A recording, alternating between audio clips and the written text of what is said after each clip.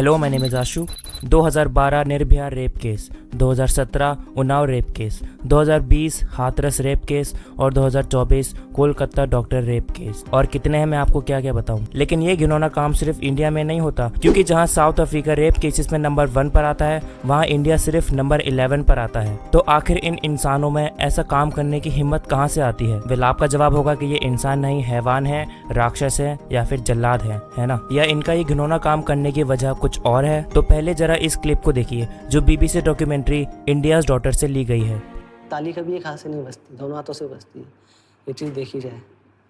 अगर कोई शरीफ लड़की होती है रात को 9 बजे मतलब नहीं घूमती है, लड़के भी उतना उससे ज़्यादा जिम्मेदार है रेप के लिए, ये लड़के हैं उससे ज़्यादा। रेपिस्ट को कठिन से कठिन सजा तो दे दी जाती है, लेकिन कोई भी ये समझने की कोशिश नहीं करता कि आखिर इनके दिमाग में ऐसा क्या था कि वो ऐसे काम को अंजाम देते हैं बिना ये सोचे कि इस काम से रिजल्ट क्या होगा। मधुमिता पांडे, जो एक क्रिमिनोलॉजी के लेक्चरर हैं, उन्होंने तिहाड़ जेल में एक कन्विक्टेड रेपिस्ट का इंटरव्यू लिया और जब उन्होंने उस रेपिस्ट से बात की तो वो बिल्कुल एक नॉर्मल इंसानों की तरह ही बात कर रहा था। और मधुमिता ने कहा कि उस रेपिस्ट की बात सुनकर उन्हें उस पर दया आने लगी थी। 1970s में एक स्मिथमैन नाम के साइकोलॉजिस्ट ने भी 50 कन्विक्टेड रेपिस्ट का इंटरव्यू लिया और यहाँ भी वो 50 रेपिस्ट बिल्कुल नॉर्मली बिहेव कर रहे थे, जैसे उन्होंने कुछ किया ही ना हो। शेरी हेम्बी नाम की एक US साइकोलॉजिस्ट ने बताया कि इनका सेक्सुअल असॉल्ट करना कोई इंटरेस्ट नहीं है, बल्कि इनके दिमाग पर इस असॉल्ट का हावी हो जाना है। शेरी ने बताया कि मेल्स एक पैनिक सिचुएशन में आ जाते हैं जहां वो सोचते हैं कि उनके पास अब तक कोई भी सेक्सुअल डिजायर या सेक्सुअल एक्टिविटी का कोई भी एक्सपीरियंस नहीं है। रेप कोई मेंटल डिसऑर्डर नहीं है, बल्कि एक क्रिमिनल ऑफेंस है। लेकिन कुछ ऐसे मेंटल डिसऑर्डर्स हैं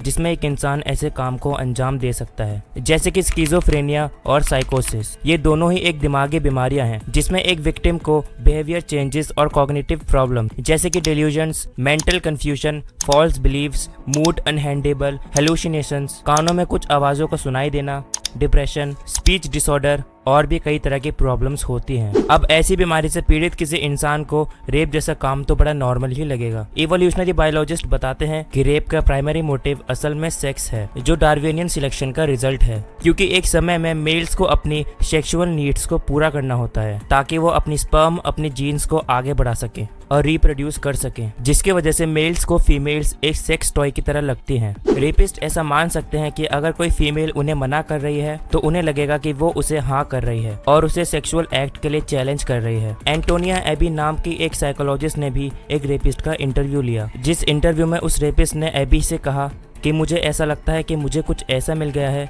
जिसका मैं हकदार हूँ और मुझे लगता है कि मैं उसे यौन उत्तेजना के लिए भुगतान कर रहा हूँ। और इसने अपने रेप के एक्सपीरियंस को शक्तिशाली, उत्तेजक और बहुत ही रोमांचक बताया। अब ऐसे इंसिडेंट में एक इंसान के दिमाग पर कुछ चीजें हावी होती हैं, जैसे कि लैक ऑफ एम्पैथी, जिसमें एक इंसान को किसी दूसरे इंसान के इमोशन से कोई फर्क ही नहीं पड़ता और वो ये नहीं सोचता कि दूसरे इंसान पर क्या बीत रही है। मतलब वो इंसान सोचने समझने की शक्ति को खो देता है और अपने इमोशंस को कंट्रोल नहीं कर पाता। नार्सिज्म, जिस स्टेट में एक इंसान सिर्फ खुद को ही समझता है और खुद के अपीयरेंस पर ज्यादा ध्यान देता है और उसे दूसरों से कोई फर्क नहीं पड़ता। एक नार्सिज्म पर्सन चाहेगा कि दूसरे उसे टू मच अटेंशन दे और उसे एडमायर करें, और इस स्टेट में एक इंसान दूसरों की केयर या फिर दूसरों की रिस्पेक्ट करना ही भूल जाता है। Feelings of hostility towards women, जिसमें एक मेल एक फीमेल के प्रति घृणा और सुपीरियरिटी दिखाता है। इन शॉर्ट, वो मेल एक फीमेल को बताता है कि वो उसके काबिल है फॉर रिप्रोड्यूस। लेकिन सिर्फ अनसरपेशन वेजाइनल कॉइटस को ही रेप नहीं कहा जाता, क्योंकि कानून में रेप्स के भी कुछ टाइप्स मौजूद हैं, जिनमें से कुछ इंडियन लॉ में मौजूद हैं और कुछ मौजूद नहीं हैं, जैसे कि पेनिट्रेटिव रेप, जिसमें वजाइना को पेनिस, फिंगर या फिर किसी दूसरी चीज से पेनिट्रेट किया गया हो। Statutory rape,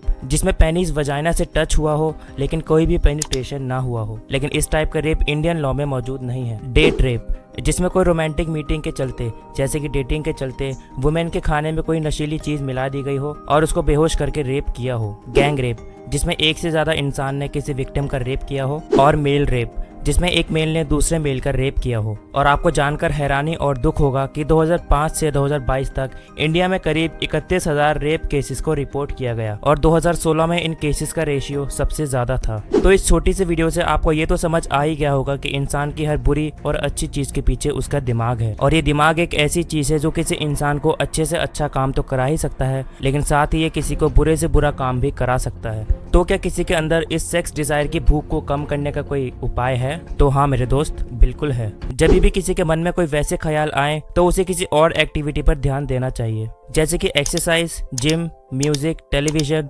books, gardens, meditation, yoga, कोई इंस्ट्रूमेंट बजाना चाहिए या फिर अपने सबसे अच्छे दोस्त से बात करनी चाहिए। और ये बोथ गर्ल्स एंड बॉयज के लिए है। तो क्या लड़कियों को इस दुष्कर्म से बचाने का कोई उपाय है?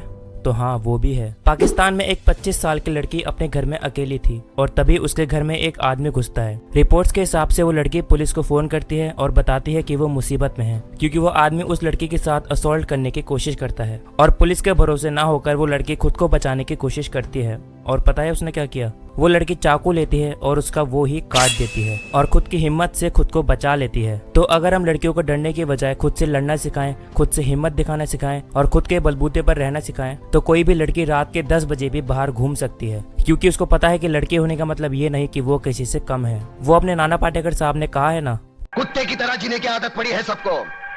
अरे इज्जत से जीना है तो खुद लड़ना सीखो। ऊपर वाले ने हाथ दिया है, लगे फैलाने, मुंह दिया है, लगे गिड़गिड़ाने। बचाओ बचाओ, कौन आएगा? अरे दांत सिर्फ खाने चबाने के लिए नहीं है, काटो उसको। अरे वो डंडा उठाओ, फोड़ दे उसका सर, हम तमाशा देखेंगे। क्यों कलमानी भाई?